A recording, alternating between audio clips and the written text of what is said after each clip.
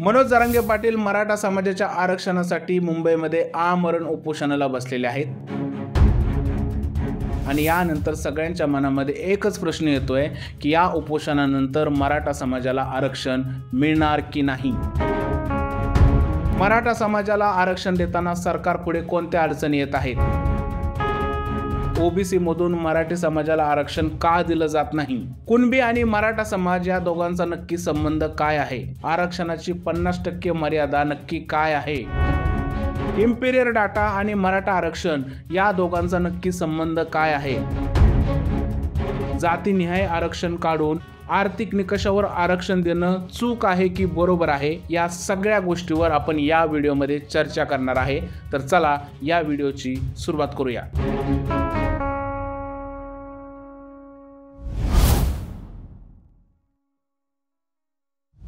समजा तुम्ही भर उन्हात चालताय आणि कोणी तुम्हाला चप्पल घालण्यापासूनच रोखलं तर, तुमच्या मुलाचं लग्न आहे आणि त्याची घोड्यावरून मिरवणूकच काढून नाही दिली तर, तुम्हाला तहान लागली आहे पण तुम्हाला पाणीच पिऊ नाही दिलं तर, तुमच्या एखाद्यावरती सावली पडली आणि तिला कोणी तुच्छ म्हटलं तर तुमच्या मनात काय भावना येतील। हाच सामाजिक अन्याय रोखण्यासाठी भारतीय घटनेमध्ये मागासवर्गीय समाजाला आरक्षण दिलं गेलेलं आहे। आरक्षणाचा मुख्य उद्देश हाच होता की या समाजाला शिक्षणाचा अधिकार मिळावा, आर्थिक दृष्ट्या हा समाज पुढे जावा, राजकारण आणि नोकरीमध्ये त्यांना योग्य ती भागीदारी मिळावी व देशाच्या प्रगतीमध्ये यांचा सुद्धा हातभार लागायला हवा। पण हेच आरक्षण सध्या खूप मोठा वादाचा विषय बनलेला आहे। डॉक्टर बाबासाहेब आंबेडकरांनी स्पष्ट सांगितलं होतं की आरक्षण हा कायमस्वरूपी हक्क नाही पण मागासवर्गीय समाजाला पुढे नेण्यासाठी केलेला एक उपाय आहे। त्यांनी स्पष्ट सांगितलं होतं की मर्यादेपेक्षा जास्त जर का आरक्षण गेलं तर पूर्ण व्यवस्थेचा समतोलच बिघडू शकतो आणि इथूनच 50% या आरक्षणाची संकल्पना पुढे आली। 1962 बालाजी विरुद्ध स्टेट ऑफ मैसूर या केसमध्ये सुप्रीम कोर्टाने स्पष्ट सांगितलं की आरक्षणाची मर्यादा ही 50% पेक्षा जास्त नसायला हवी।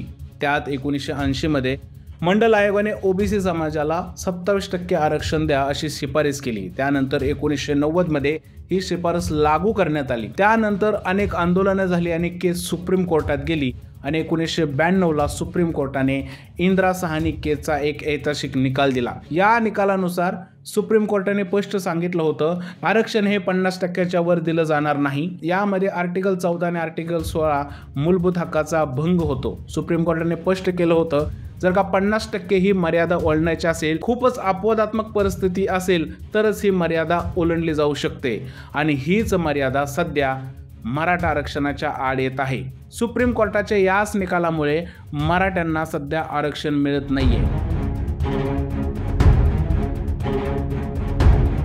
मनोज जरांगे पाटील यांची मुख्य मागणी आहे की मराठा समाजाला ओबीसी मधून सरसकट आरक्षण द्या। राज्यामध्ये ओबीसी समाजाला 19% तर केंद्रामध्ये 27% एवढं आरक्षण आहे। पण याच्या शेवटी एकच प्रश्न उरतोय, तो म्हणजे खरंच मराठा समाजाला ओबीसी मधून आरक्षण दिलं जाऊ शकतं का। सुरुवातीला आपण नक्की कुणबी म्हणजे कोण हे समजून घेऊया। कुणबी हा पारंपरिक शेतकरी समाज आहे। तो महाराष्ट्र, गोवा, कर्नाटक, गुजरात अशा वेगवेगळ्या राज्यामध्ये आढळतो। खरं तर कुणबी हा शेतीप्रधान समाज आहे व सामाजिक दृष्ट्या मागासलेला आहे, म्हणून यांना ओबीसी मध्ये घेऊन आरक्षण देण्यात आलं। मराठा आणि कुणबी यांचं सुद्धा जवळचं नातं आहे। अनेक इतिहासकारांचं हे म्हणणं आहे की कुणबीमधून मराठा समाज हा सामाजिक दृष्ट्या उन्नत झालेला गट आहे। अनेक इंग्लिश गॅजेटियरमध्ये असं म्हटलेलं आहे की all Marathas are Kunbis but all Kunbis are not Maratha, म्हणजे प्रत्येक मराठा हा कुणबी आहे पण प्रत्येक कुणबी हा मराठा नाही आणि ह्याचमुळे सध्या मराठा समाजाला आरक्षण मिळण्यासाठी अडचण निर्माण होत आहे। कुणबी ओबीसी मध्ये आहेत पण मराठा ओबीसी मध्ये नाही, म्हणून जरांगे पाटील ही मागणी करत आहेत की मराठ्यांना सुद्धा ओबीसी मध्ये टाका आणि सरसकट आरक्षण द्या। पण या मागे सुद्धा ऐतिहासिक कारण आहेत। 1980 चा मंडल आयोग रिपोर्ट असेल किंवा 1995 चा शिर्के आयोग रिपोर्ट असेल, यामध्ये स्पष्ट सांगितलेलं आहे की मराठा समाज हा सामाजिक दृष्ट्या मागासलेला नाहीये। यामध्ये न्यायालयीन अडथळे सुद्धा आहेत, कारण ओबीसी मध्ये मराठा समाजाला जर का समाविष्ट करून घ्यायचं असेल तर त्यामध्ये शैक्षणिक आणि सामाजिक मागासलेला डेटा द्यावा लागेल आणि हाच डेटा सरकारकडे अवेलेबल नाही, म्हणून मराठा समाजाला सरसकट ओबीसी मधून आरक्षण देता येत नाही। यासाठी सरकार सुद्धा वेगवेगळ्या उपाययोजना करते।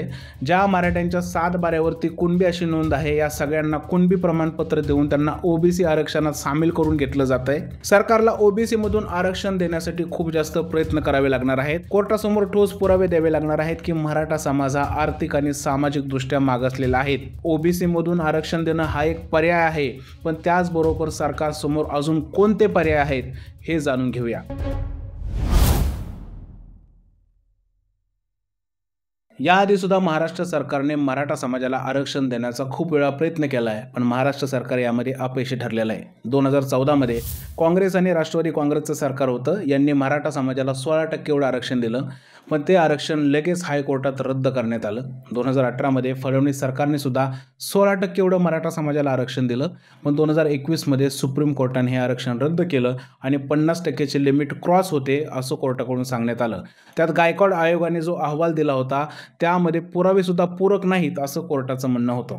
2024 मध्ये एकनाथ शिंदे मुख्यमंत्री होते आणि त्यांनी सुद्धा मराठा समाजाला 10% एवढं आरक्षण दिलेलं आहे, पण सध्या ही केस कोर्टामध्ये सुरू आहे. त्यामुळे या केसचा निकाल काय लागेल हे कोणालाच माहीत नाही. अशा प्रकारच्या परिस्थितीमुळे मनोज जरांगे पाटील हे उपोषणाला बसलेले आहेत आणि त्यांनी सरसकट ही मागणी केलेली आहे की ओबीसी मधून मराठा समाजाला आरक्षण द्या. पण खरंच जर का ओबीसी मधून मराठा समाजाला आरक्षण देता येत नसेल तर सरकार समोर अजून कोणते पर्याय आहेत?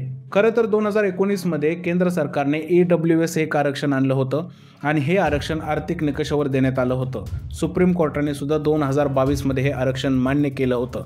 तशाच प्रकारचं एखादं आरक्षणाचा कायदा महाराष्ट्र सरकार सुद्धा बनवू शकतं, पण अशा प्रकारचा कायदा बनवताना घटनेमध्ये खूप जास्त बदल करावा लागू शकतो. त्यानंतर जर का राज्य सरकारचा कायदा संविधानाच्या 9व्या अनुसूचीमध्ये टाकला तर न्यायालयीन प्रक्रियेपासून हा कायदा थोडासा लांब राहू शकतो. पण 2007च्या एका केसमध्ये सुप्रीम कोर्टाने स्पष्ट सांगितलेलं आहे, जर का अशा घटनेमध्ये मूलभूत हक्काचा भंग होत असेल तर सुप्रीम कोर्ट अशा प्रकारच्या कायद्यावर सुनावणी करू शकते. आता शेवटी पर्याय हाच राहतो की मराठ्यांना ओबीसी मधून आरक्षण द्यायचं. पण ओबीसी मधून आरक्षण देताना 3 गोष्टी लक्षात ठेवणं खूप जास्त महत्त्वाचं आहे.